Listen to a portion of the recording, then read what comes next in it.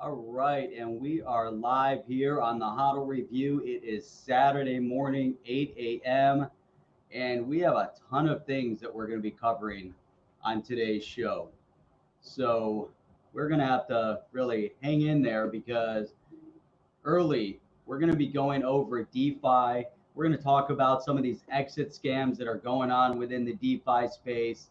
Then we are going to get into a little bit of regulation, what's going on the regulation front in Europe, in the US, elsewhere. How is the world looking at this thing? Is digital asset getting ready to unseat fiat? Is it going to be the central bank digital currency? Is it going to be a Bitcoin? Is it going to be a sushi token? Or is this new decentralized finance and this new Wi-Fi, the YFI token that's popping up, and all the trades that are going on right now on Uniswap? Oh my God, this whole space is just blowing up. It's unbelievable, So that's what we want to get into today, and I think we can get it started.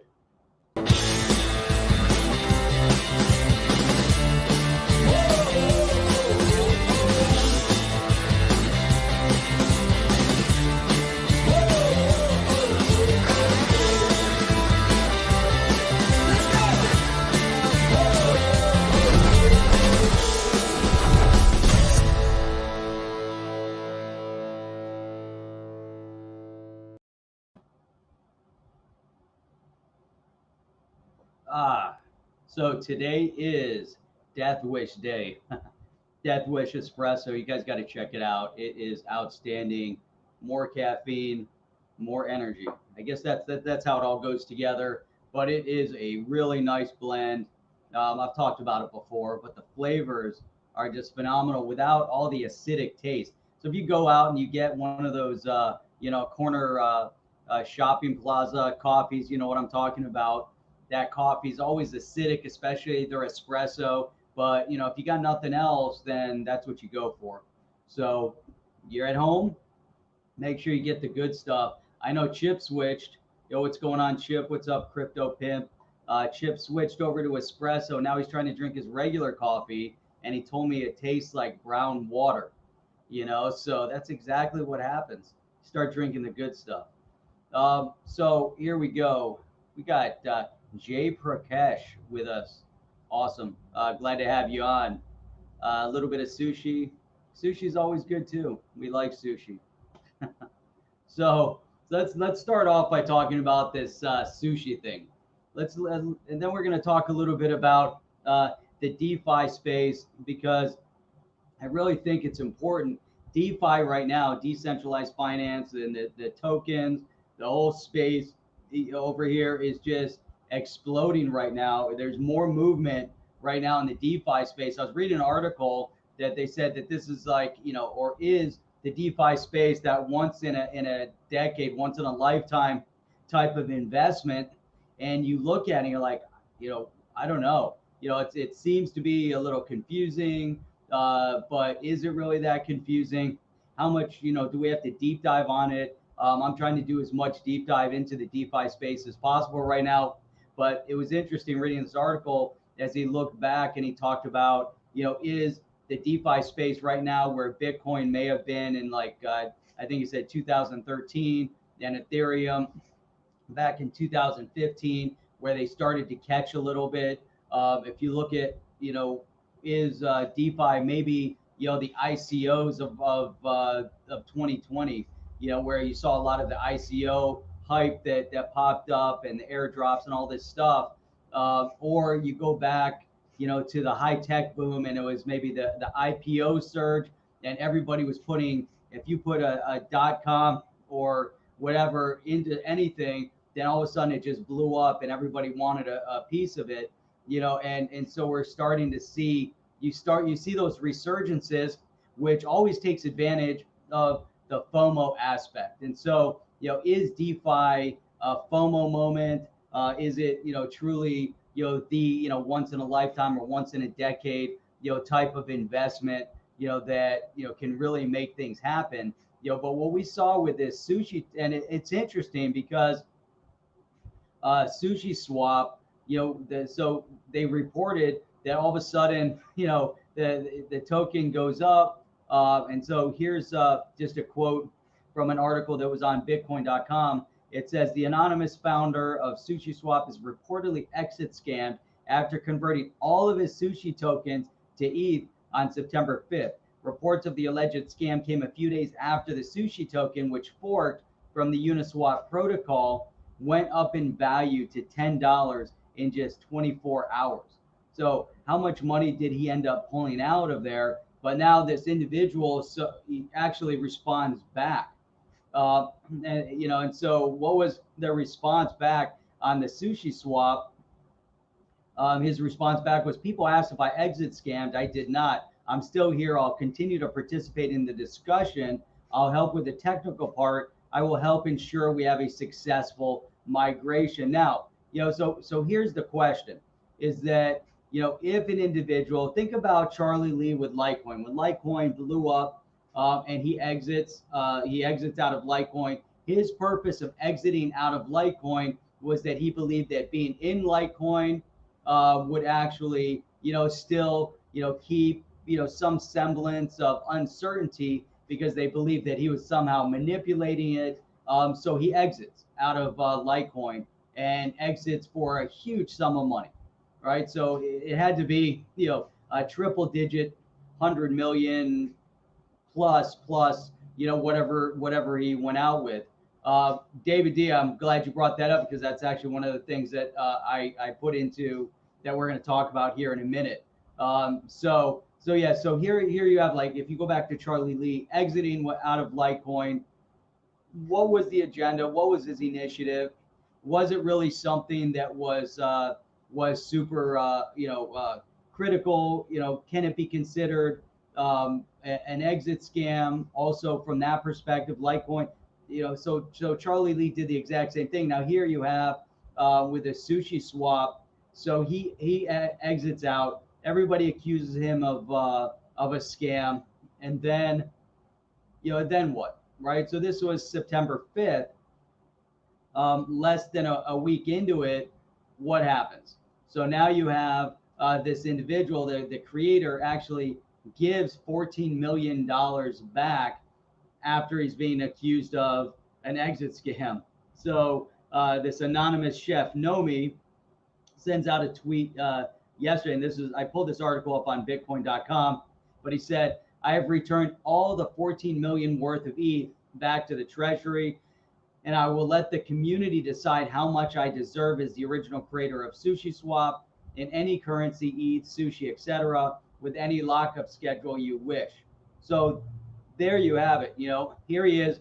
Does he get caught red-handed, or does he do what he sells off all of his holding, puts it into ETH, and then he comes back because the community lashes out and says, hey, look, now that the token soars in value, all of a sudden, you're taking your cut. So now here it says that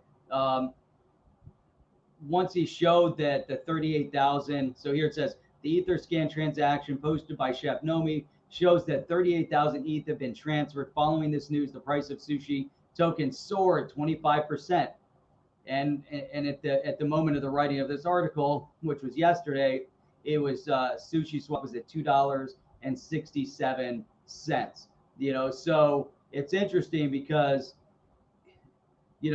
again, I find it really interesting. People accuse him of X, right, of doing an exit scam. He then realizes the repercussion, and then he returns it. As soon as he returns it, then the market goes crazy again, and and it goes back up in value.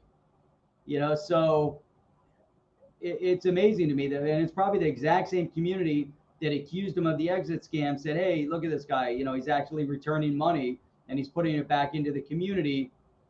What does that mean? It's amazing. I mean, it really is. But this is really, it can go into a much broader conversation, because if we look at this from decentralized perspective, let me look at this. So this is interesting.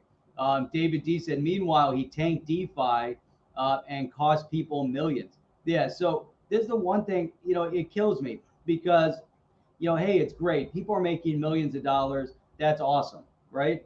Whether it's decentralized or not, but right now in a decentralized framework, it has to be self-regulated.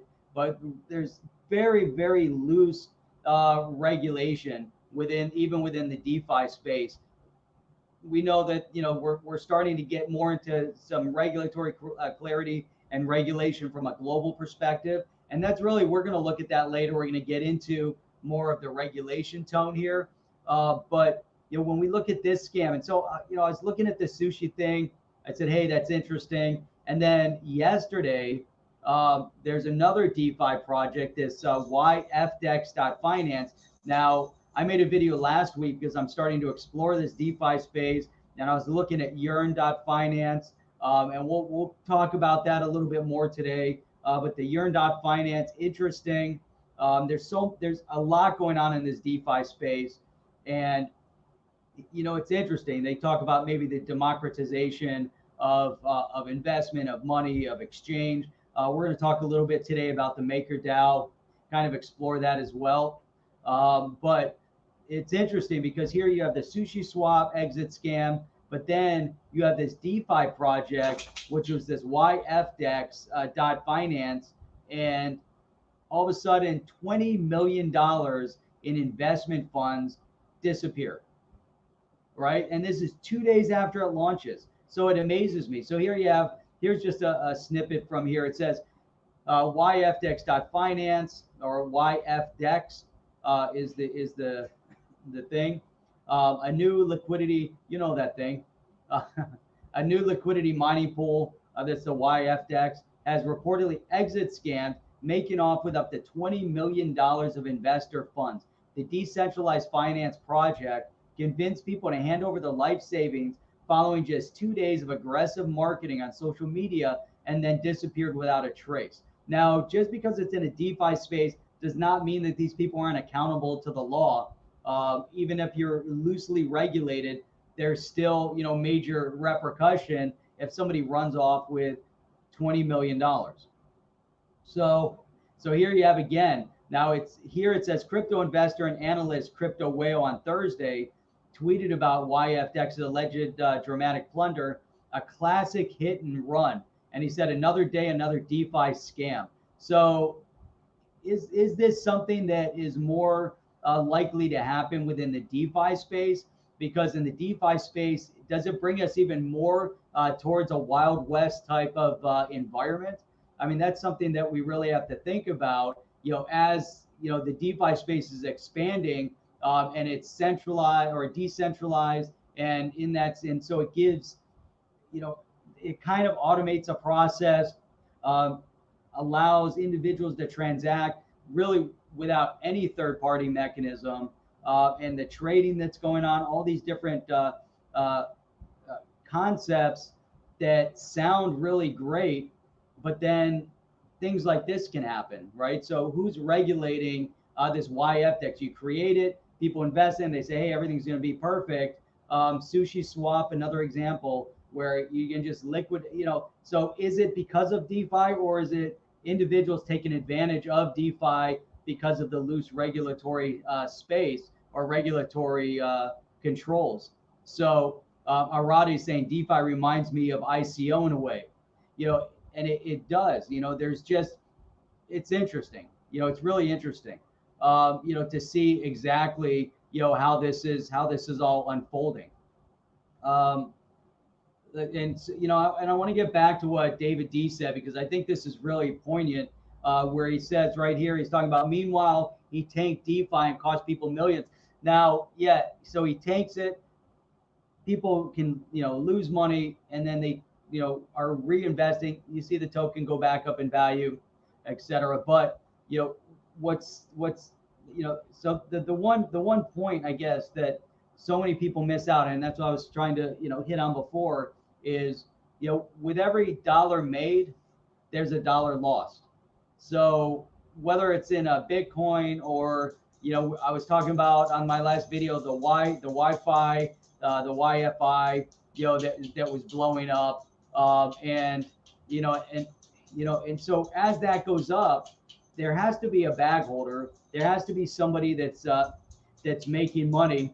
And the one thing that we hear is that people are making tons and tons of money, and hey, that's awesome. But what's happening on the other side? Now this is insane, right? This is even more insane than anything else, because what we're going to see here is that this Yearn.finance is actually going to be coming to Coinbase Pro very soon, very shortly. And I'm trying to share my screen here. And just the other day, so here I am talking about the Yearn.finance at what was my the title of my video, 23,000, 22,000, whatever it was. It was 20,000 when I started putting the video together. Then the day someone was watching the video, the very day it launched, it said 30,000. Now look at this, it's $39,000. That's Yearn.finance is now valued at each individual Yearn YFI is now valued at 39,000, went up another 21%. So it went from 23,000 or 26,000, whatever that number was. I'll have to go back and look at the thumbnail that I made. But now you're looking at 39,000. I mean, it's unreal. The volume that has been put into this Yearn.finance space is insane. So here you have, the volume. If you look at just the trade volume in the past 24 hours, $647 million in trade volume, right? I mean, it's astonishing. It's really, really astonishing. Look at this market trend. And this is it launched at zero, right? So zero went up to 11 cents, right? 13 cents. We're talking about back in July. So it launches in July. Imagine. So here's the DeFi, 36 cents. So think about the days of the Bitcoin, right? So think about these people that were holding these assets in this space, in these under $1 value range, and look how long it persisted.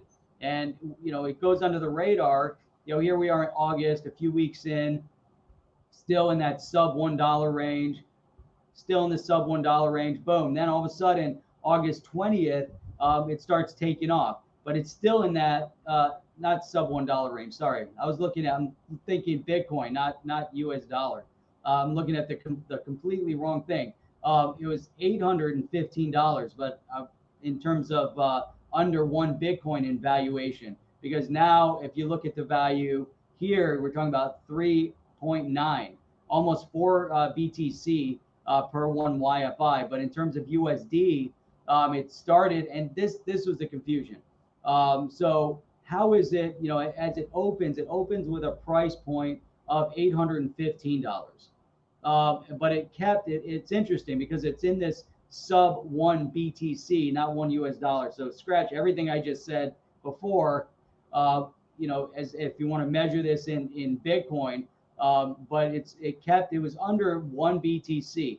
Its turning point, which is I think is interesting because in terms of evaluation against a Bitcoin, which is valued the most, if you look at valuation, Bitcoin has the highest value per individual coin. But this is where you saw this flip on the YFI token. And this was August 20th. So you go from August 19th, where it was kind of touching, and like I said, it started in this 0.08 of Satoshi of a Bitcoin, and quickly within that 3-week period, and then it gets to August 20th, right? All of a sudden it passes 1 BTC.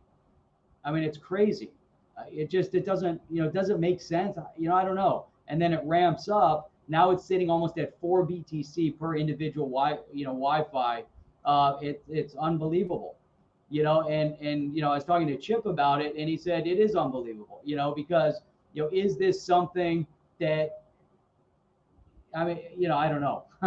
I don't know. There's a ton of FOMO here. It's so new. It's just so new. We're talking about this short span of time. You're talking about, now you're looking at, what is it going into, just shy of 2 months, and it's valued almost at 4 BTC. What happens on the other side of the thing? So yeah, David D. There's always two sides of the transaction. So those that get in, sub 1 BTC, and now it's hovering almost at 4. Who's holding the bag at that point? Because somebody is buying. If somebody bought over the past couple of days when it moved from $30,000 up to 39,000. Somebody bought at 39,000. Somebody sold when they bought in at 1,000. So the guys that bought in at 1,000 are now sitting on a boatload of cash. Those that bought in at 39, not so much. So the risk, anything that moves so quickly, to me, I don't know. I think there's even significantly higher risk and a lot of downside on that.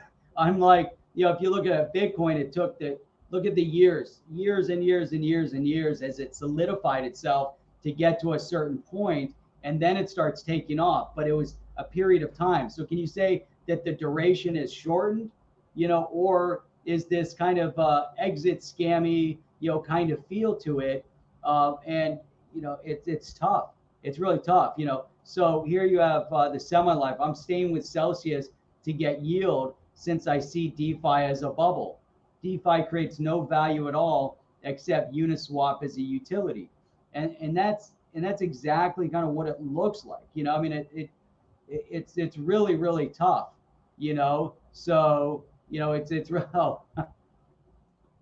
Is that, yeah, that is that's my dog in the background. He was that's funny. I didn't see that comment. Yeah, now he's sound asleep back there. Now he's not moving. So he likes coming in here. Normally I don't let him in when I'm recording because sometimes he'll walk around or he'll start barking or he starts shaking and scratching and who knows what he likes to do. So now he's sound asleep over here. He likes sleeping in the studio. So here we go. David D. People chasing percentages rather than understanding what they're purchasing. It's like musical charts. Hoping you have a chair, musical chairs. Hoping you have a chair when the music stops. Too much risk. It does.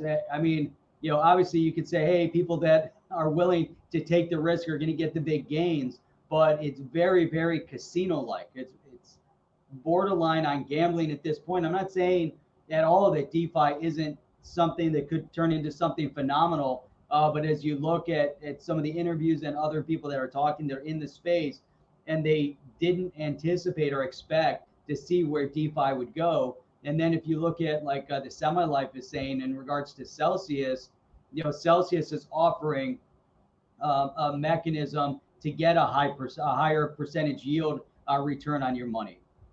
So what is up, Adelbury, all the way from Yorkshire. Good to see you here. We've got multiple people representing the UK with us this morning, so it's always great to have you guys. So, all right, let's move forward from that. Let me see here. There was. Oh, I gotta stop sharing the other. All right, let me stop sharing this. Stop sharing. There we go. Now I can actually open up what I wanted to open here.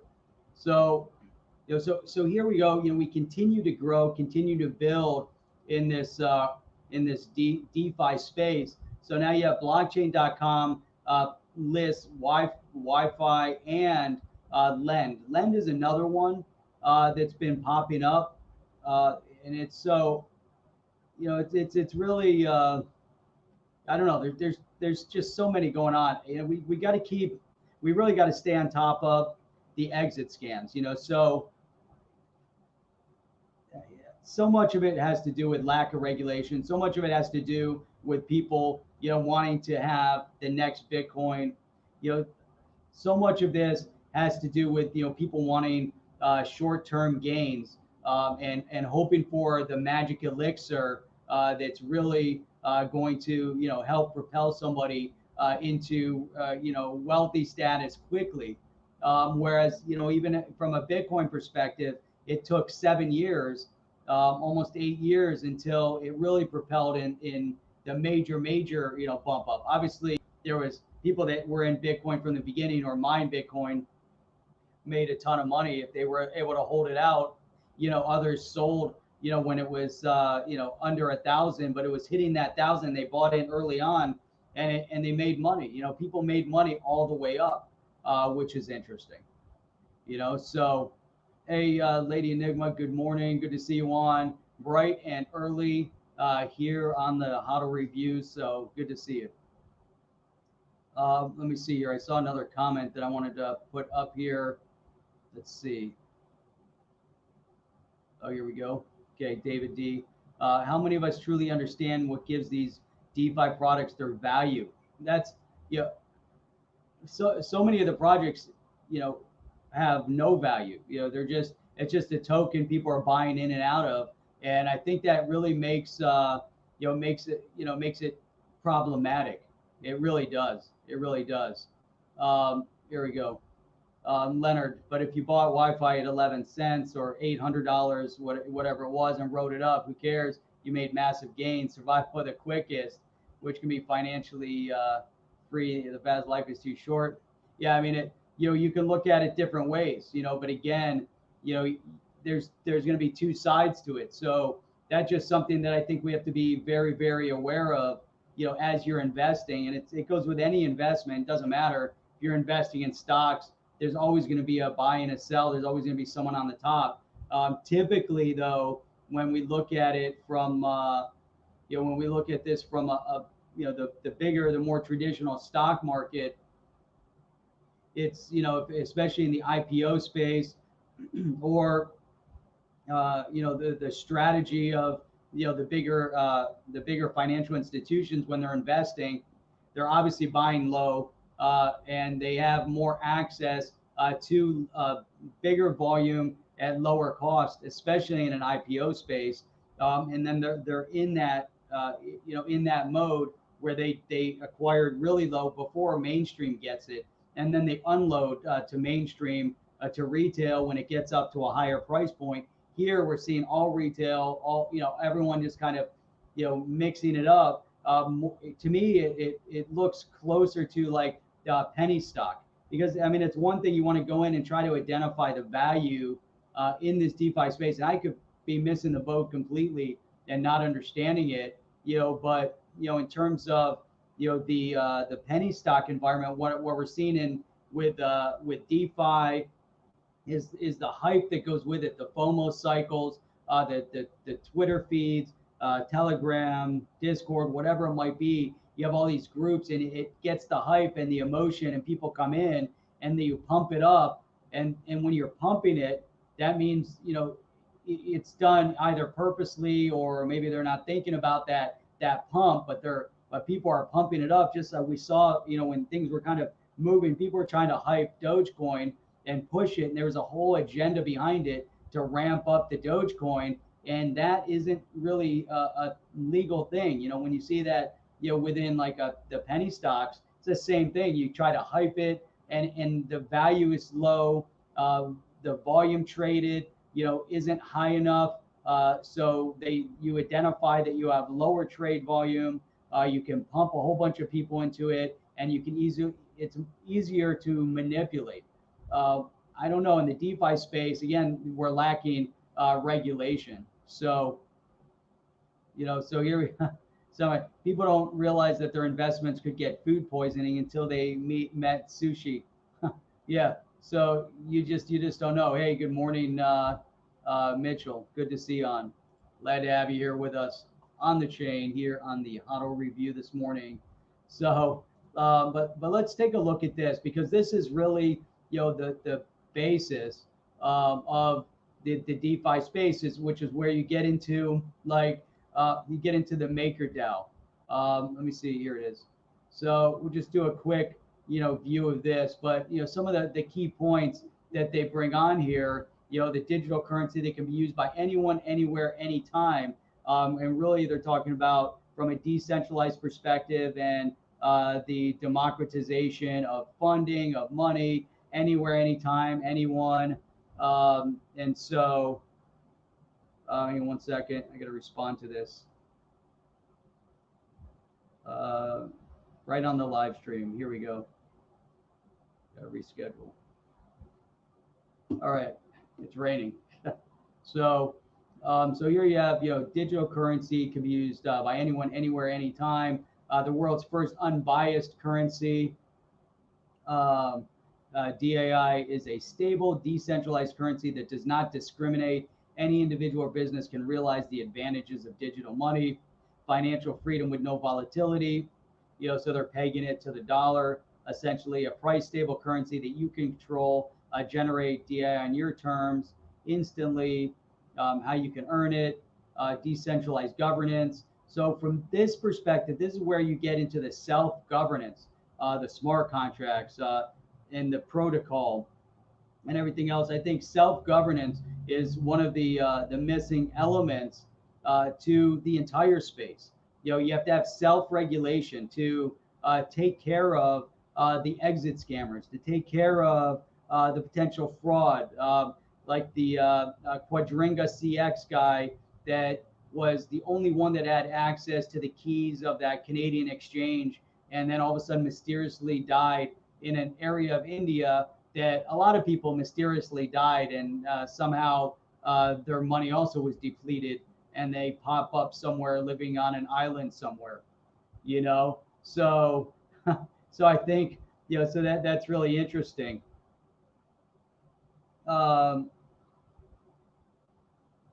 Yeah. So, so as you go through this, to me, I still, I'm having a lot of trouble with this. I'm having a lot of trouble with this DeFi space, but I believe that there's potentially, something here, that it just needs more investigation. We need to understand it a little bit deeper. I think that's what it's all about. So yeah, there's a good point here from the UK Revolution. Won't the Fed hate self-governance? Yeah, I believe that the Fed doesn't enjoy self-governance. However, I believe that they also would respect self-governance. I think that to me that would be accepted, acceptable. Within any corporate structure, you have to have a self-governing body of your corporate structure that's adhering to the laws, the rules, and the regulations.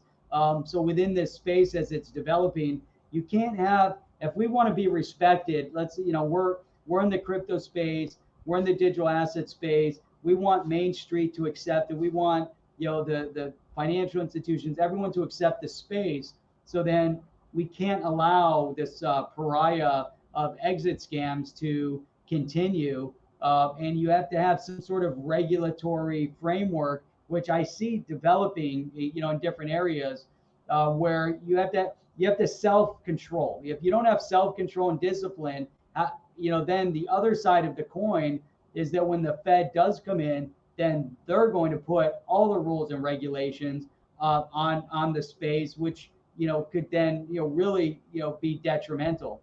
So in this scenario, if the Fed steps in, the governments, they look and they're like, wow, these guys, it's very structured, very organized.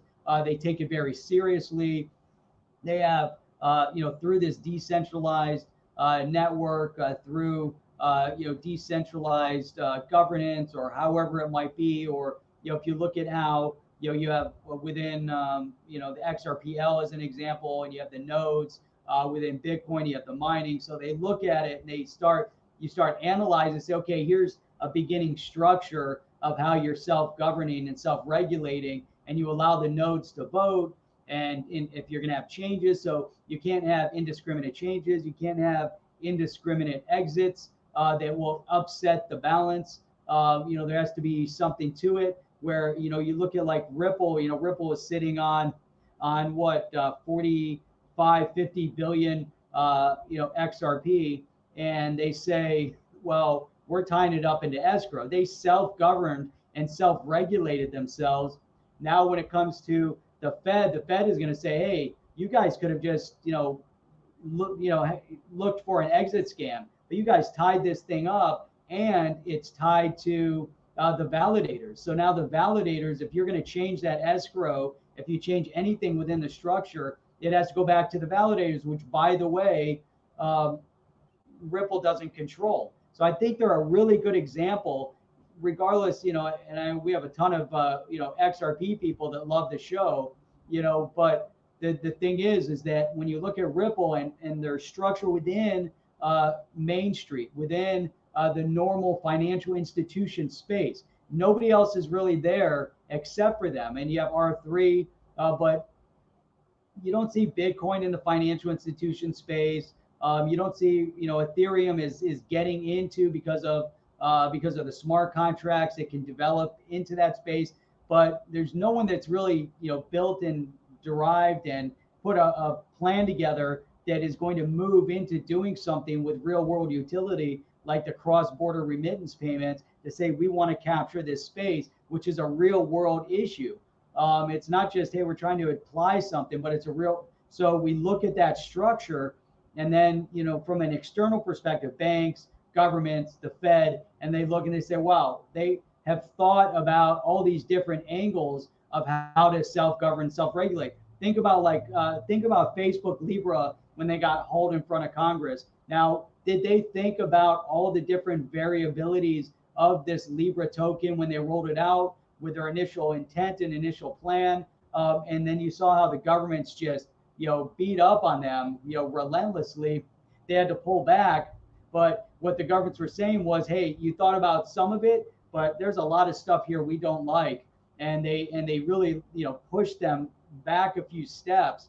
And then Facebook and the Libra organization had to rethink their initiative and make those changes and come back to the table, which they are coming back to the table.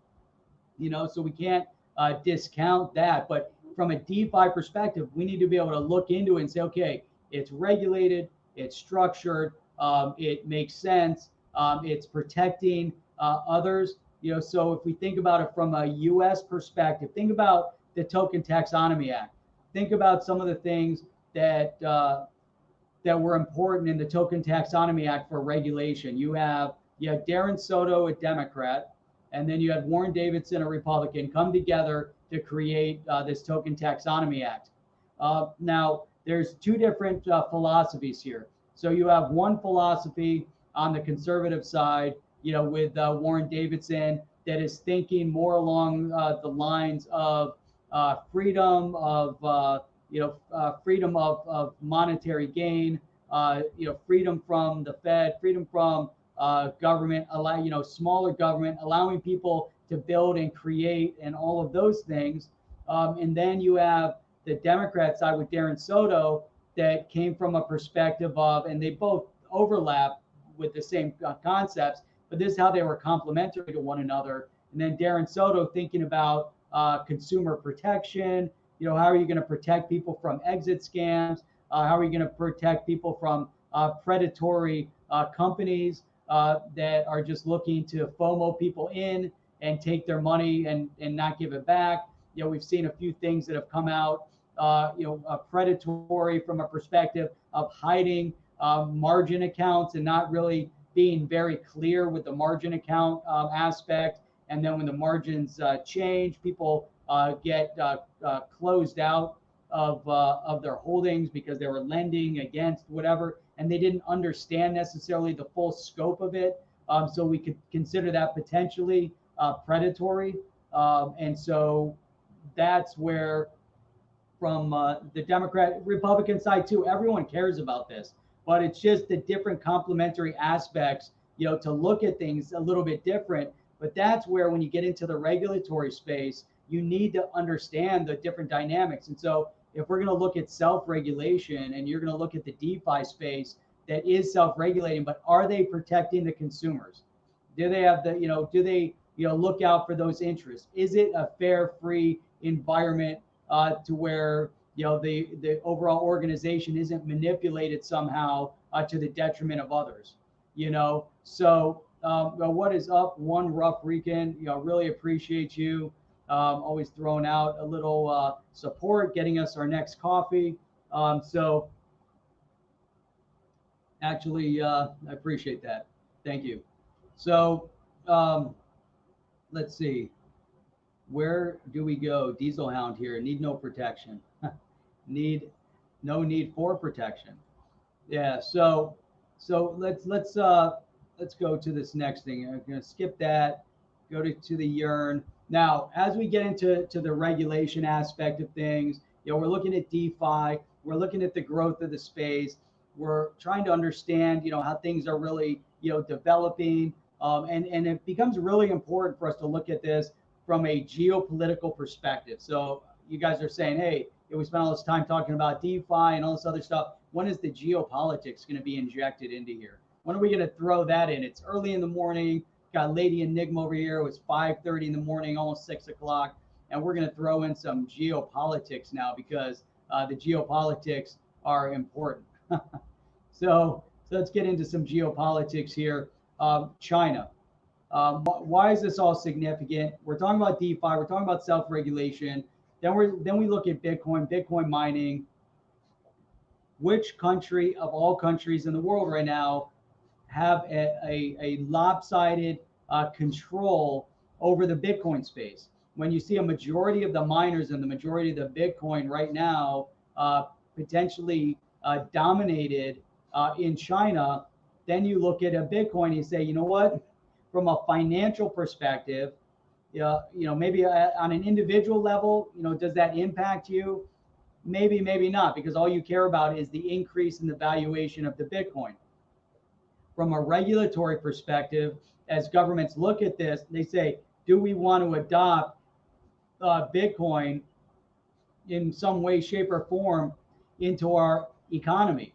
And then they look and they say, well, unlike, let's say XRP that is now dominated by external validators and isn't really controlled by any one mechanism. As an example, I'm throwing it. There's a lot of other examples, but we were talking about that before, and a lot of you guys understand XRP now. As you balance that out with Bitcoin, they look at it and say, wow, China is over dominating that space. Maybe there's a little bit of uncertainty there, and so while all this is happening from a geopolitical perspective, we see a lot of changes in the world right now. And this is going to have a major impact on the balance of power, as well as the balance of our economies, because power comes from political power, military power, and economics. That's how you establish national or power from a nation state perspective. We have to look at all those. If you're missing one of those variables, you have influence, but you don't have power. I believe there's a complete distinction. So if you don't have the military power, but you have the economic power, then you're an influencer in the space, but you're not you might be able to use your economic influence aggressively, but you can't necessarily back it up with your military power. Your political power comes as a balance of your economic and your military power. Then you establish yourself as a superpower in the world. So now, China is definitely reaching that superpower status. The one element that they had missed for many years was the military power. They've been dabbling. They have the economic power, but without the military power, if people said, hey, you know what, China, we're done. We're no longer trading with you. We don't care about your investments. We don't care about our debt. We got together as a world, and you guys are just not playing the way we want to play anymore, and you're done. Now what are they going to do? They have the economics, but the world just cut them off and said, you know what, we're not paying the debt. Is that going to impact things financially a little bit?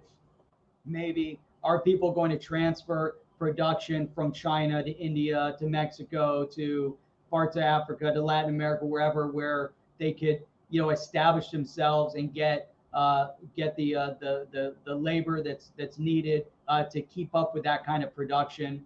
And then where does China sit? So China understands that dynamic also, as they're pushing towards their digital yuan. They're trying to upset the balance of the economies, and this is where the regulation and the need for the digital currency or regulation over the digital currency space and a better understanding of what's happening becomes really significant. because what we're seeing right now, and this was an article that came out on CNBC on the 9th, on Wednesday, and the whole concept of it was, the danger of China developing, and here's the title of the article: there's a real danger of China developing separate systems from the rest of the world. So their objective, separate financial systems, separate, they want a new structure. They don't want to be part of this control mechanism where the world could say, hey, we're done with you. So now what China's doing aggressively, especially through their Belt and Road Initiative, is to try to dominate and have regional influence. They have influence, but they don't have dominant regional influence. Taiwan is an example. So China wants to dominate Taiwan. China was granted Hong Kong back years ago, and now they wanted to dominate it. And slowly they eroded the freedoms in Hong Kong until the past couple months, where they really changed the fundamentals from a political perspective in Hong Kong to ratchet things down a little bit. Now that could be to their own detriment, it could be to their own benefit, however it is. But if you ratchet down Hong Kong and you try to ratchet down Taiwan, then what's the world going to do? The world's not going to keep sitting back. And we see world bodies saying, China, hands off of Taiwan, and then when you acknowledge Taiwan in some way, shape, or form, China gets mad. But China gets mad from an economic perspective, and they try to put their navy out there. But now what are we seeing? We're seeing a ratcheting up of the military prowess of the Chinese. So you're seeing the rate at which they're building ships, big ships, for the Navy, the rate at which they're building fighter jets with interesting technology. But the question is, we know from a regional perspective what they build. There's some indigenous product that is kept in China that never leaves China, some advanced technologies that they keep there, but much of their technology, whether it's going to go into their boats, their submarines, or their planes, is technology that was stolen, or it was technology that was somehow traded. And we know that they have a very, very aggressive spy network to accumulate that kind of information, because in many of the business aspects in China, they lack the R&D. I'm not saying there aren't companies that aren't there. I deal with one company in China that was built from the ground up, probably one of the best in the industry. They're amazing, and they built from the ground up. But the problem is, in China, you can count those companies on one hand that have built from the ground up, that hadn't reverse engineered everything they did. Now, you could say, I want to look at the competitor product and analyze it and understand it. That's one thing.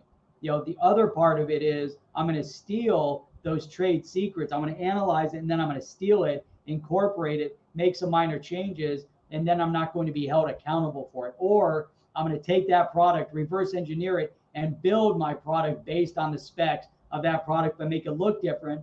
But the problem is, they're lacking the R&D side of it. So the question here is, with their Navy and everything else, or when it even comes to their digital asset, with this digital yuan that's very centralized, it's not built in the blockchain space, but can that have a major impact on regional influence and the regulatory framework, around the world? So that's a lot of issue. So, as we go back here, oh man, you're David's putting up everything that I'm getting ready to talk about. Always a step ahead, David. China doesn't even recognize Taiwan as a sovereign, and makes airlines, NBA teams, etc., retract recognition, and to their own detriment. But the thing is, the NBA is out there solely, based on revenue. They don't really have any ethics or morality left in that organization anymore, as they're okay with backing down from a Taiwan, because China is such a major market for them now. They go over there, they can make a shit ton of money, and that's all they think about. So yeah, I did, and I'm going to bring that up here in a minute, David. I think it's going to be interesting. So here, let's step away from China. Let's bring it up, since David already brought it up. We're going to talk about. Let me see, where did I put it? I got to find it. Here it is. Your active IV. Let me hang on. I want to contribute. How do I get out of this? Hang on. Got to use a different browser. All right, let's pull this up. Where is, got all these things over here. Let me share this, share the screen. David, I'm glad you brought it up because boom, there it is. So you're active, you're active. So, leak EU to create super body of watchdogs to oversee digital currencies. This was just on the 10th. So this was on Thursday, but I think it's important. The EU will set up a new college of supervisors, including national and European authorities, to oversee significant digital currencies, including Facebook's Libra, according to the European Commission cryptocurrency draft proposal seen by Euractiv. So regulation, how critical is it? How that the EU now is saying, you know what, we've got to do something because they're tied to national currency. Supporters of stablecoins claim they can avoid the bubble and burst evolution seen with Bitcoin, but regulators fear they could destabilize the global economy, especially if they have the potential to reach 2.7 billion users around the world, like Facebook's pet project. They like how they refer to it as a pet project. Is it a pet project, or is Libra thinking ahead to say, hey, we've got 2.7 billion users. We're getting into this digital asset space. We understand the movement of money and we want a piece of it. We want to make money on the movement of money. And here's what we're going to do to make that happen. So we will not accept that Libra is transformed into a sovereign currency that can endanger financial stability. Now, are they really concerned about them impacting financial stability, or are they really worried about them taking a piece of the pie, so to speak? If you look at like what RippleNet is doing, from a corporate perspective, a financial institution perspective, moving money. If you look at what IBM is accomplished, if you think about Stellar, the Stellar organization, what their objective was to get retail movement of money fast and cheap. Then if you look at Libra's perspective, again, movement of money fast and cheap within their 2.7 billion users. Now that's what they're afraid of. They don't like the fast movement of money, but at the same time you have to have some regulation somehow built into it. Do you need regulation in the movement of money, or do you need some regulatory clarity on the framework of the digital asset so that it can be built to help streamline the movement of money? And that's where I find this interesting, because they want to create some regulation. They understand that they have to do something now. They can't sit back. If you sit back, then yes, you're going to lose all control, because now you're allowing the space to dictate. Countries are going to have to maintain their own sovereignty through their own sovereign currencies, and they want to maintain that control. You can't secede your sovereign currency control to another, because as soon as you do, then you have no control. You remember the idea of power in a country is economic, political, and military, right? And so if you lose your own economic sovereignty, now you're 100% reliant on another.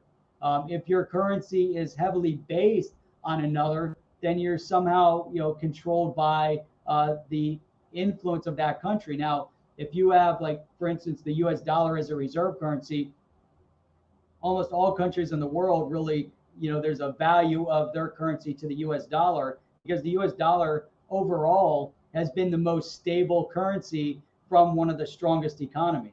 And so people are okay with that. Say, I understand this economy is churning. It's a stable currency.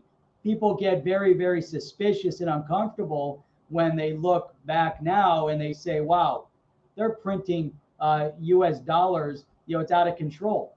They're just printing. Soon there's going to be so much of this paper out there that it's starting to lose a little bit of its shine. And people are like, oh, wait a minute, now they're taking a step back, and now they say, okay, what's China up to? What is China doing? Why are they trying to gain more regional influence and pull out of this? Oh, what is this thing about the digital assets? This is interesting too. What's going on with Libra? With all these currencies, and that's, people are going to start kind of waking up to it. The governments instinctively are going to say, hey, wait a minute, we got to pull back, we got to do something, but they have to get to a point where it's like, man, it's crazy. Um, hang on a second. Sorry, Jeff, I'll stop you. Man, David, keep pumping it in there. That's okay. I don't care. You just keep throwing it up in there. It's awesome, man. Uh, uh, is it? I don't know. Believe Libra has been rebranded to Nobi. Maybe that would be interesting. I'll have to check that out. If it is, that's really interesting. And there's probably there's probably a reason they're doing that. But that's really interesting. Facebook has an older user base. It's not just Facebook though. So where the big play is from Facebook's perspective, Facebook is one thing. They have their an older user base. The game changer, in my opinion, isn't so much Facebook as it is WhatsApp. I think WhatsApp is the biggest game changer of all, because whether you're on Facebook or not, the majority of the people around the world are interacting through WhatsApp. And so, having that interaction already allows you to then streamline, the movement of funds and money between WhatsApp. Yep, see that? There you go. WhatsApp, Snap, exactly. So you've got the other aspects of it. So you have your Facebook, and then you've got the other elements to it. They dominate and control a lot within this space, and that's where from their perspective, hey, let's tap into it. They tried and dabbled, but when you have a customer base and you can plug something into that customer base and make a ton of money off of it, why wouldn't they do it? Take advantage of it. That's the fear from the other side as well. But then if you get into this, this is just, it's so amazing, right? This is so amazing what this little project back in 2010 of Bitcoin and Bitcoin mining. It's really interesting what it's created, because now as we get into this regulatory framework and we start looking at this and analyzing this, it's really, really impressive. So check this one out, right? So now you get into MasterCard. So within this MasterCard, here you have, they launched central bank digital currency testing platforms, enabling central banks to assess and explore national digital currencies. How crazy. So this MasterCard's getting in the game. Visa's getting in the game. They all, and these guys are already in the game, but now they're creating these networks and platforms and saying, hey, we want a piece of this too. We understand the whole movement, everything's moving in this direction. Now it's time to do something. But look at this, collaboration between public and private sectors in the exploration of CBDCs can help central banks better understand the range of technology possibilities and capabilities available with respect to the CBDCs. That's Sheila Warren, head of blockchain, digital assets, and data policy at the World Economic Forum. They understand, everybody knows the direction this is moving in, and that's what's so crazy, right? I mean, it's amazing. This is the future. I think they said it right here. Look at this. Central digital currencies of the future. How about is the future? This is where they want to move everything.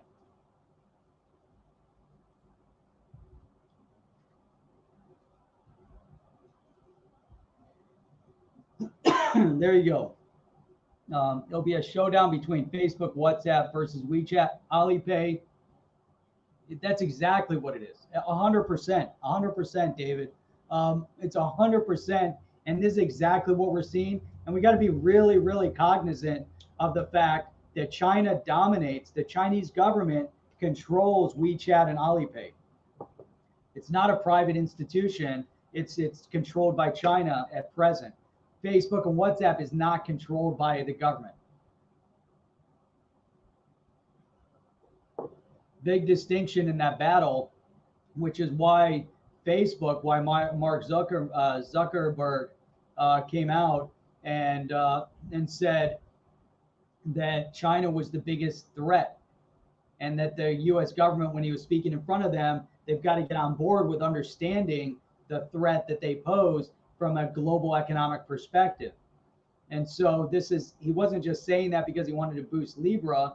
He's saying that because it's true, and there you have it. David D put it perfectly. WeChat and Alipay, global dominant interest. The interesting part about all of this is right now the two don't communicate. Facebook, WhatsApp in the Libra coin or the Novi coin or whatever it might be. WeChat, Alipay will have their Chinese currency. The Libra will have a mixture bag of things. There's going to have to be some interconnectivity eventually between them, and we'll see how that all pans out. We know there's some solutions out there for that. So yeah, so it's really crazy. It's really crazy. U.S. blocking Huawei is all about 5G and protecting Western interests against the Eastern interests. That's true too, but also that organization, as we saw with what's the why can't I think of it? The drone maker. I can't think of the name of the drone company, but anyhow, there's definitely some issues, with those organizations. Now here's something else as we ramp up. So now domestically, we pull back to the U.S. and here you have the IRS wants to be able to trace untraceable digital currencies. Let me pull this one up because I think it was interesting also. Hang on, let me stop and reshare. Going back and trying to reshare these tabs. I wish I could automatically just have them ready to go. But this is on nextgov.com. But IRS wants to be able to trace untraceable digital currencies. So the agency's criminal investigation group is increasingly encountering anonymous and privacy-focused online payment methods. So the IRS, the government, has actually issued a generous gift for the first person that can crack Monero. And so it's interesting. They definitely want to be able to trace the untraceable. I'm sure they're going to figure that out. And it all comes back to regulation and currency sovereignty and economic sovereignty and seeing things that are operating within the country. Hey, you want to use and pay with Bitcoin, all this other stuff. Hey, that's great.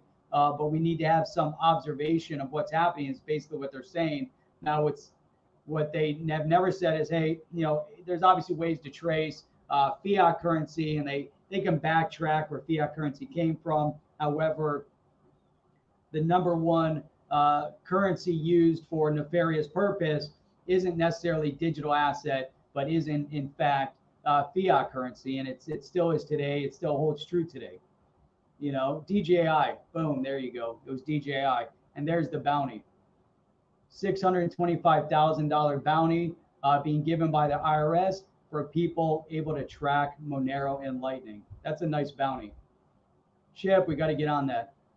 We definitely got to get on that. That's a nice bounty that we can. We should turn the on the chain community. We should put a bounty program together with the OTC community, and we'll see if we can get that. We can see if we can get that bounty. That would be pretty sweet.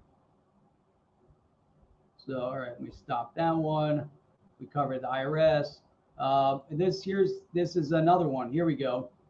Two more important things that I think are really important that kind of fall into the regulatory conversation.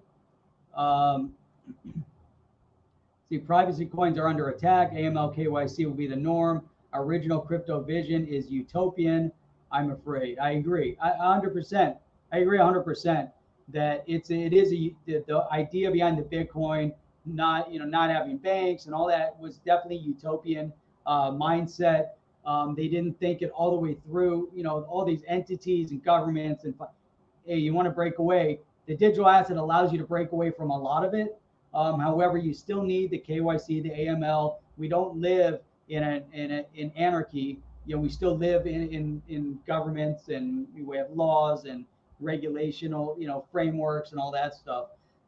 So, it's 100% spot on. But here we go. I'm going to pull up two more tabs here. Here we go. This one I thought was interesting.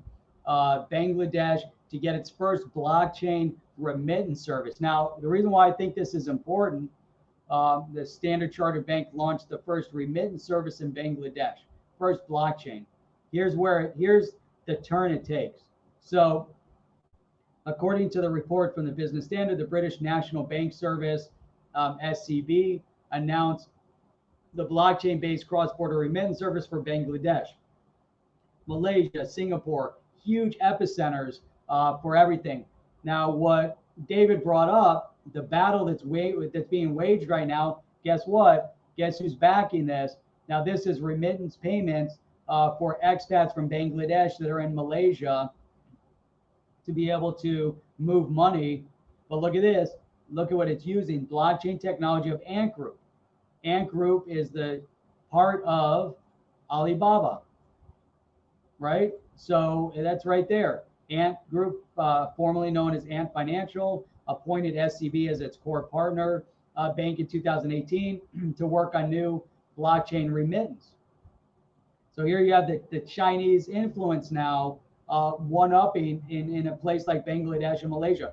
We're talking about regional influence. So if they get regional economic influence, if these products, these remittance products are built on their platforms that they dominate and control and regulate, because again, Alibaba is no longer private, it's controlled by the Chinese government. We have to understand that once the companies reach a certain level, especially from a financial perspective, then the Chinese government gets a dominating board seat with these companies. That's just the reality. So now you're starting to see kind of this picture, of what can happen, what is happening, and as David D said, that we definitely have, this is the direction things are moving. So that's a great one. Let's see what you say here. Standard Charters intertwined with Ripple XRP. There's another aspect of it. So you can look how closely knitted all of these things are. It's a small space. We look at this big world, big economics, all this stuff, all these banks, all these partners. What is Ripple tapping into to get them onto the XRPL? Why is their remittance platform so vital? When they talk about 300 customers, they're not talking about 300 individuals. Each one of those customers has multiple branches. So we're talking about big influence in big places in a big competitive space. Now, Ant Financial was also the company that tried to purchase MoneyGram and was rebuffed by the U.S. government. So there's another point, and that's a major point. So here you go. It looks like it's kind of nondescript. It's kind of coming in under the carpet. It looks like it's a private organization. It's Alibaba. Look how great Alibaba is. Look at what they've done. Look at how they kind of were the eBay, Amazon of Asia. It's just not. They're not a big threat.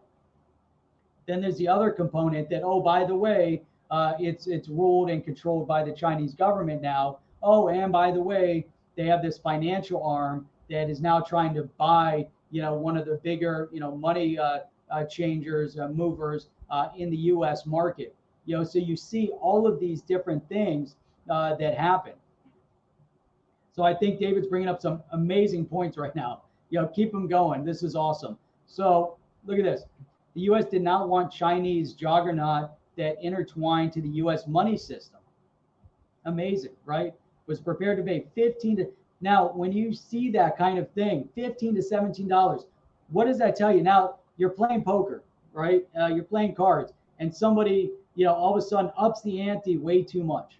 What does that tell you? Like immediately, that tells you that they have, a ton of confidence in what they're doing, or they're trying to, to cheat some, not cheat, but they're trying to bluff. That's the word. They're trying to bluff. So, but here in this scenario, they're saying, I want to pay more. So that's revealing. What are you guys doing? Why do you want, what do you want to get MoneyGram for? Is it about MoneyGram, or is it about more control and more influence within the U.S. economy, because they understand years ahead what's happening? They've already, all countries have already planned out these directions. Then you have to react to all the other, variables. So that's really interesting, that influence. And this was, a year before Ripple invested at $4, right? So the U.S. government's like, not going to happen. China's not getting influence in your organization. Here you have MoneyGram, poorly run for many years. China would overpay just to get their foot in the front door. Now it's interesting because from a business perspective, we had a very similar experience, not with a Chinese company, but with a Korean company, and having full exclusivity of a product in the U.S. market, and then all of a sudden they open the door and they want to get into the market in a certain category. As soon as that door opens, then it's everything's fair game. And that's from the Chinese perspective. Same thing. You get into the U.S. market, their objective is influence over the U.S. economy. Now they understand that even though the U.S. might borrow, and now they have some debt to China and all this, and Chinese individuals, maybe companies, whatever, could buy real estate in the U.S. That doesn't give them the kind of influence and control that they would if they're able to somehow dominate within the economy somehow. At least get that first foothold, and then it changes the dynamics. So then the next point will step from there. This is, I think, a good place to kind of end this conversation about countries that are actually adopting and what's going on in the digital space as opposed to fiat currency. Why is it so interesting? What is it actually doing to help? Here you have Bitcoin.com. Latin Americans turn to Bitcoin as local fiat currencies plunge. And this is the dynamic that you're seeing all over the world, but Latin America is perfectly ripe for this because of places like Venezuela and elsewhere where their currencies go through major fluctuation. So here you have Latin Americans that have embraced cryptocurrency as a store of value while their fiat currencies depreciate. Bitcoin adoption in the region is further driven by the lack of banking access and remittance needs. That's the major point. Currency depreciation, huge. But now this other part, lack of banking access.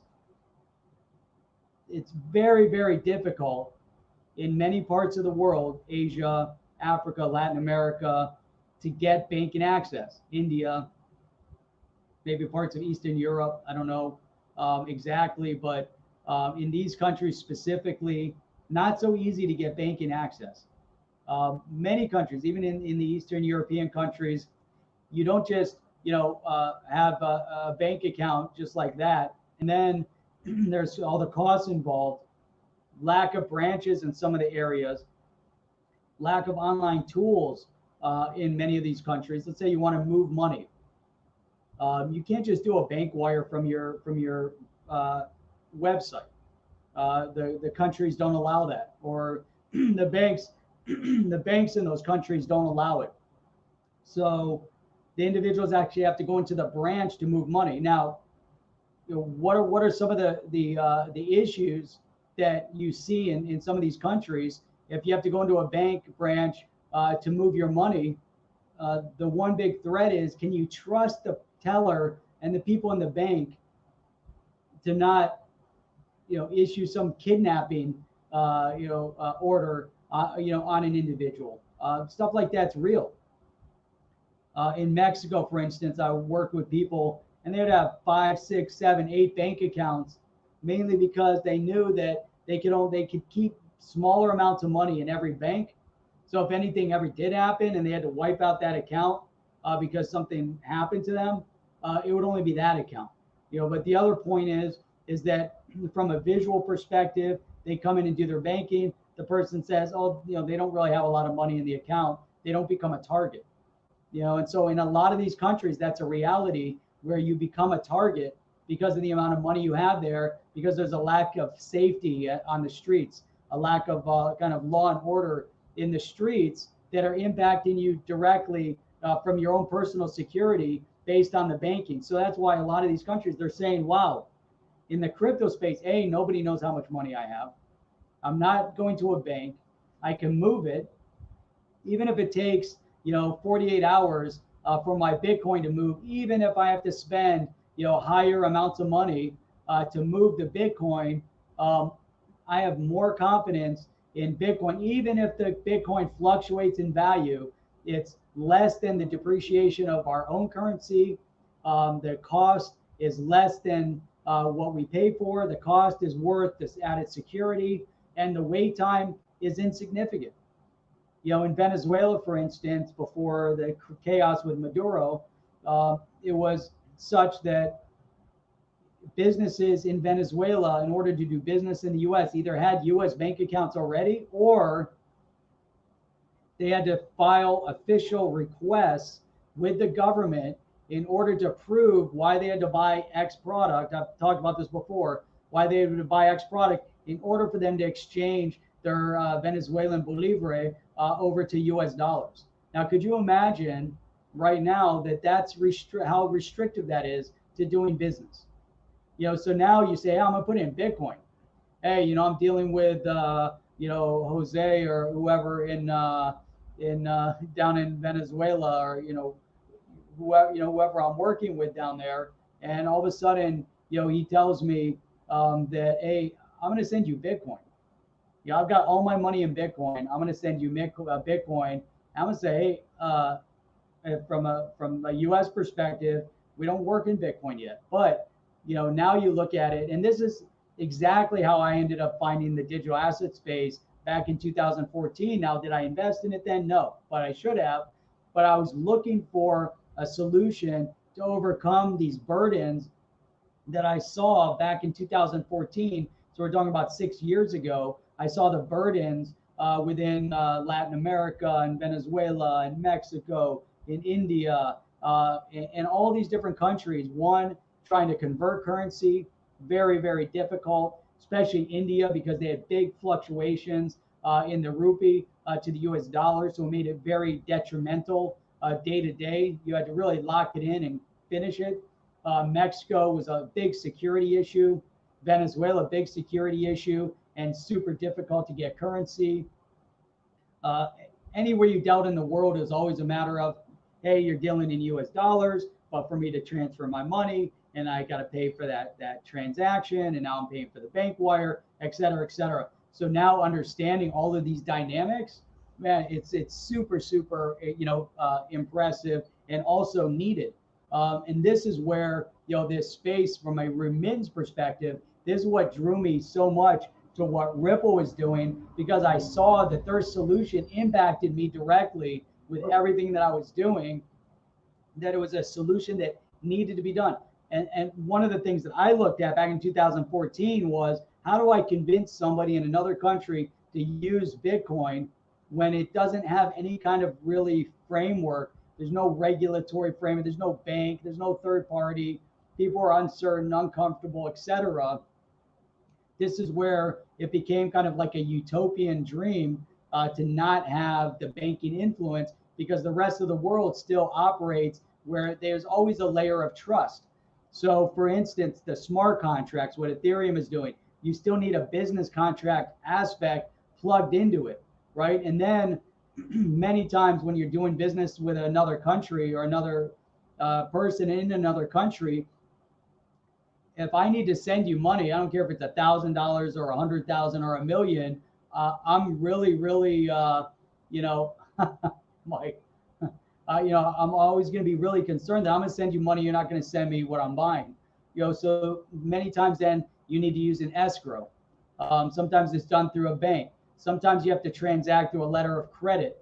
The LOC stipulates all the terms, from the shipping of the product to the payment of the product to the third party bank. And you have basically 3 banking parties, bank A, bank B for the buy sell, and then bank C, that's the escrow in between, that's managing the letter of credit. So you have all these different elements that are working, and then all of a sudden Ripple comes in and says, look, we can do this money transaction immediately. Ethereum comes in and says, hey, we can create these smart contracts that allow you to put all of this together and orchestrate it without all the confusion and difficulty of the legacy systems. And that's what it all is. All these legacy systems that those that are in control of their legacy are trying to hold on to.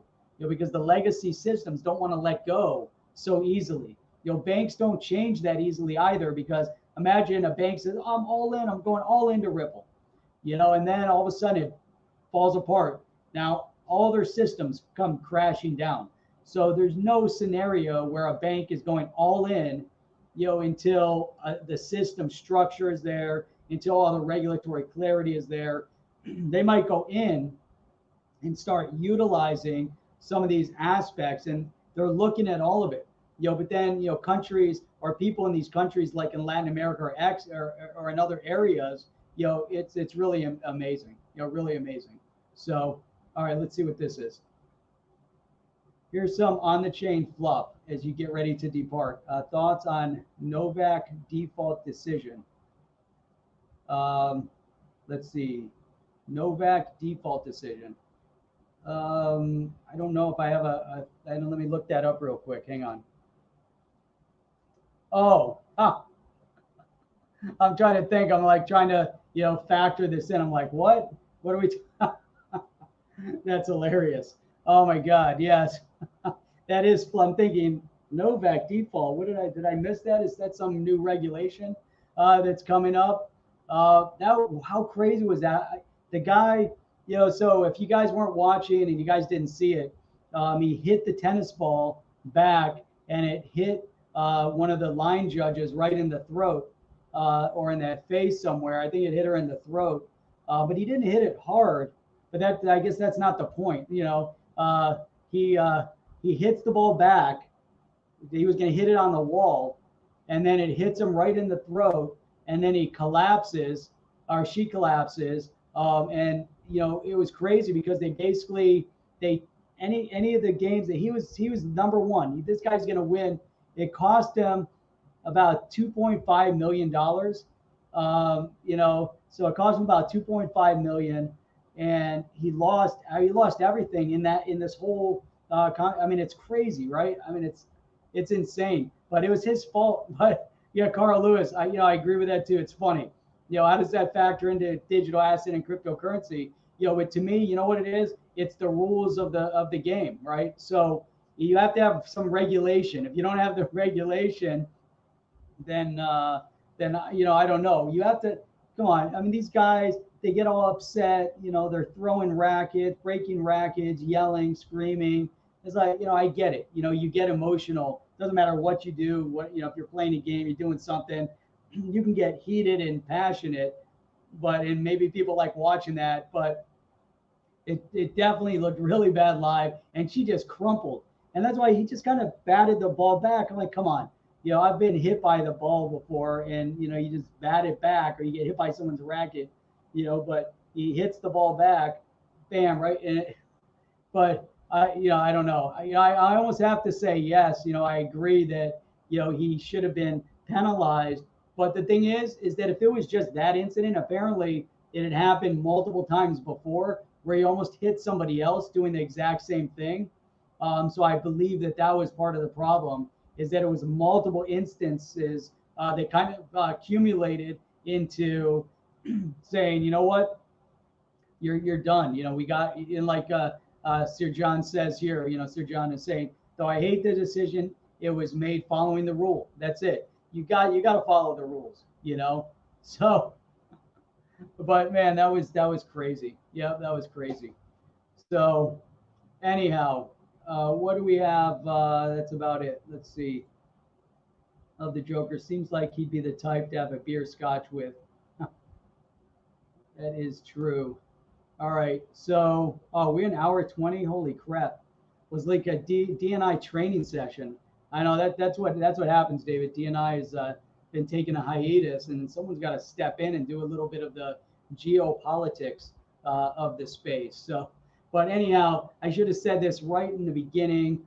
Thumbs up, thumbs down, comments into the comments down below. Let's continue that conversation. Go check out the link below to our Telegram. You can hit that, get into our Telegram feed. Let's continue the chat offline. If you guys have anything like that you want to comment on and plug in, send us a tweet, send it over Telegram, and we'll add it to the next show. We have our roundtables every Sunday evening at 8 p.m. We have our on our HODL reviews every Saturday morning at 8 a.m. Of course, we also have other videos that are popping up. That's it. You guys had an exclusive one today because we had a small group, lots of great chat. It was awesome. So I'll look forward to seeing you guys on the next one. Have an awesome weekend. And I think that's it. I don't know. Let's see. Anything else? Nope. All right. See you guys. Are you down with OTC? Please like, subscribe, and click the bell to be notified when the next video drops.